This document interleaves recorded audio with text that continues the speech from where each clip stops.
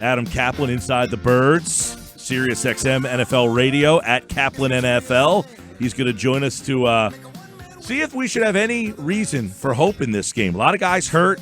Now it's the playoffs. You're not playing the Giants. You're not playing the Redskins. This isn't a extremely mediocre Cowboys team. This is the playoffs. Every week you're getting a really good football team. So can they keep it up? Let's bring Adam into the conversation and get this going here. Adam, as you know, the Eagles had to win 4 straight. They did. Did we learn anything about them? First off, Happy New Year to you. Did we learn anything about them over this 4-week stretch that we can now carry into the playoffs here? Well, Mike, Happy New Year to you and all of your 97.3 listeners, and good to be with you guys. So, yeah, I think we kind of knew it based on just the fact that they were able to rally late last season. Really no better coach now in the last 2 years in December, actually 3 years, than Doug Peterson. He's just done a terrific job. And I would say resiliency. Jeff and I, when we do our show, we outline, it's all sourced information. We talk to people, watch the tape. We talk to Eagle sources, national sources, people who really have a good feel for the team. And it's usually what's with Doug Peterson. It's their ability to rally, and that's why they're still in it. We all could bring up how easy their schedule is. I get it. But, folks, your job is to win these games. Teams don't have any control over who they play. It's what they do when they play these teams. And the execution has been better. We all know how injured they are. Now, one thing I do want to add, you talked about can they win. If Miles Sanders doesn't play, no. I haven't made my pick, and I'll do that on our show on Friday morning. But without Miles Sanders, there's no way. And I outline exclusively for our listeners exactly where the situation's at, and I'll have more of it on tomorrow morning show. Yeah, I know you look at Zach Ertz, too, and his possibility. I mean, is that an injury they can overcome, or is it as simple as if Zach Ertz doesn't play, their offense has more issues going against Seattle, which defensively Seattle's got their own problems. They do. You're right, and the Seahawks have a ton of injuries on defense, although they're going to get some guys back. Talking to them, they think Quandre Diggs should play, who's done a great job coming over from the Lions in a trade earlier. They did a good job of evaluating him. He had a high ankle sprain. It's still bothering him, but they think he'll be able to play. But I would say this. If I don't see Ertz getting cleared, I'd be very surprised if he got cleared. It's not about how he feels. It's about what kind of clearance he's going to get. Whereas with Miles Sanders, it's strictly how the ankle feels. It has nothing to do with getting cleared. I think some people in our local media are confusing what the reality is of both players.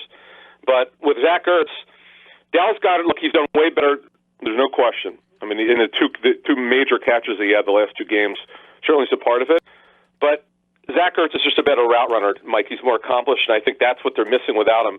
There's no better reliable pass target on the Eagles than Zach Ertz, and that's what you miss when he's not there.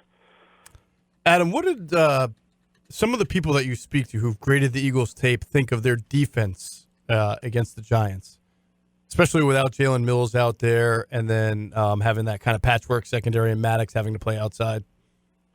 Yeah, it's I could just tell you, Jeff, that the tape, very inconsistent. It's a problem. Mills he's expected to play, but the ankle won't be 100%. Maddox has done a nice job. He'll give up occasional play. Sidney Jones, you're always worried about him. If you only play him limited snaps, he can handle it. And by the way, he has an injury this week. LeBlanc played well. Douglas has been unbelievably inconsistent, really below what you want. This has been his story throughout his career. And I would tell you from that Seattle tape, Jeff, I actually followed up with Seahawks source.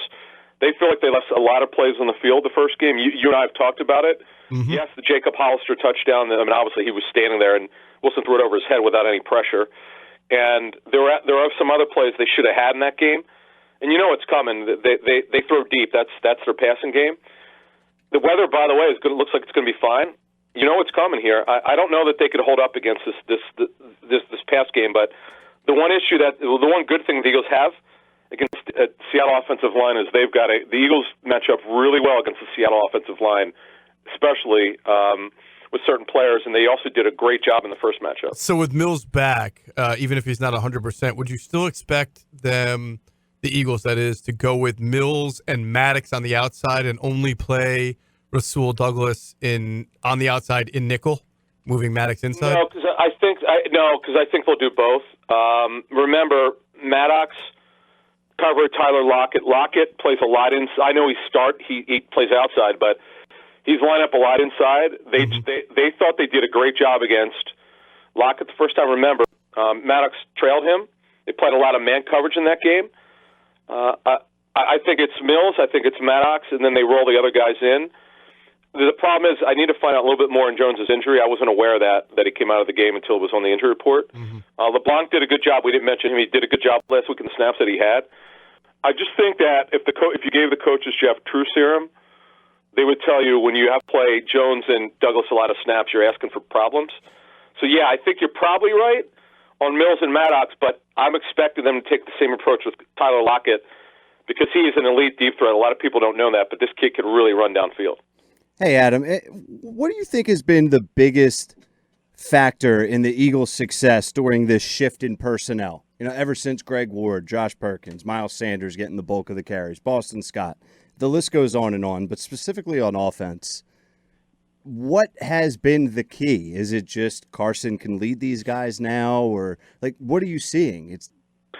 That's a great question. I would harken back. Jeff and I did we did a show midseason, and I think Jeff put the title on it. Wentz needs to trust receivers. That absolutely was a problem. He wasn't pulling the trigger. Look, Matt Collins was not getting the ball when he'd get open. The little he got open, he wasn't getting the football. Okay, they cut him. A bunch of guys are not getting the ball, and Carson wasn't really – the term is seeing the field clearly. He wasn't pulling the trigger. Now, it's like he doesn't care. Deontay Burnett throws it to him downfield. Even Arcega-Whiteside against Dallas had the throw over the middle downfield. Yes, Greg Ward, as you said. Greg Ward's been a revelation. I still can't get a straight answer from the Eagles why he wasn't playing earlier. By the way, special teams has nothing to do with it. It's clearly not for him not to make the roster, it did, but not once he got on it, then they cut him. There's got to be something else going on. They did not do a good evaluation of Ward early on. Robert Davis gets the ball. He's just trusting these guys, Ryan. I'll be honest with you. He's pulling the trigger. The other thing, and this is a coaching point, he's throwing with anticipation like he wasn't doing before. He's actually throwing it in the middle of the routes, which is really high-level football. That shows this is what he was doing in 2017 when he was elite, that he was not doing earlier this season. Well, how much of that could potentially be that, he's coming off an ACL last year, that maybe he's just finally now feeling like himself? Mike, I asked the Eagles that. They said, first of all, he's all the way back physically from run because he was running well earlier this season, though I thought he had a little bit of a hitch. They just felt that he wasn't trusting what he was seeing, and he'll never admit this, but this is why he would target Jeffrey and Ertz almost all the time. I don't think he trusted anyone else. That's what the tape showed. And when you're not, and the other thing is, and this is absolutely indisputable. It was one read, 1.5 read, and then throw the football. He wasn't reading both sides of the field. This is what I'm told the tape showed. Now it's just funny. You have all these guys who shouldn't be on the team, but yet Burnett, Greg Ward, and we just talked about him for a second. No matter who, Robert Davis, you saw Josh Perkins, who we didn't mention. He's making them players. I mean, this is what great football is all about from a quarterback, and he's doing a really good job of it. Adam, you mentioned Sanders, that if he doesn't play, no shot. Ertz, him potentially, most likely being out. What about Lane Johnson and because Doug yesterday kind of said if Lane doesn't play, then Big V would play tackle and Pryor would play guard. But if Lane is back, then it would be Big V at guard. So how does that change the way this offense looks? Yeah, it's a great question. I mentioned this on our show yesterday. If you're going to start Matt Pryor and Big V, you better know that earlier in the week, and you got to give these guys reps. I'm told Big V does not do well without 4 reps during the week. He needs to get his timing down. By the way, he was terrific last week. That's what I'm told the tape showed. Pryor is very limited in his foot movement. Technique, not great. But, Mike, you could see this on the All-22 if you guys ever watch this stuff. He absolutely obliterated some of the defensive linemen for the Giants. It was really cool. I saw a little bit of it. Guys who graded the tape for me said it was awesome to see.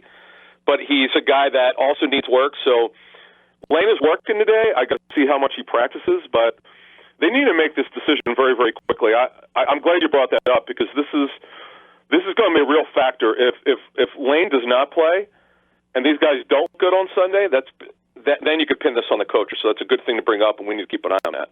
At Caplan NFL for more on this Eagles Seahawks as they get ready. Inside the Birds, it's up right now at 97.3 ESPN.com. You can hear more in depth with Jeff and Adam. And, of course, Adam, kind enough to bounce to the Thursday edition because it was New Year's yesterday. Happy New Year to you, Adam. And we appreciate the time as always, pal. Guys, enjoyed it. Thank you. All right, Adam Caplan, like all guests, appear to be the Boardwalk Honda Hotline.